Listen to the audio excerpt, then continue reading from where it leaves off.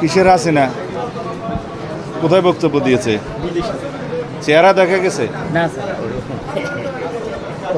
ওই সময় মাঝে মধ্যে আওয়াজ টাওয়াজ দিয়ে থাকে। এগুলা তারা চেষ্টা করছে বাংলাদেশে কোনো অস্থিরতা সৃষ্টি করা যায় কিনা।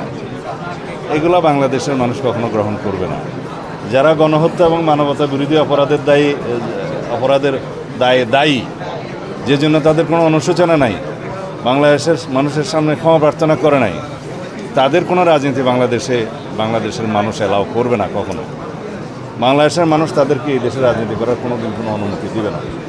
তারা বিদেশ থেকে মাঝে মধ্যে অভিযোগও দিতে পারে, চিৎকার করতে পারে, এগুলো আমরা মনোযোগ দিচ্ছি না। সিদ্ধান্ত নিয়েছি ওখানে সেনাবাহিনীর পক্ষ থেকে ক্যাম্প স্থাপন করা হবে, যাতে এই সমস্ত অপহরণ ইত্যাদি এই সমস্ত অপরাধ যেন দমন করা যায়।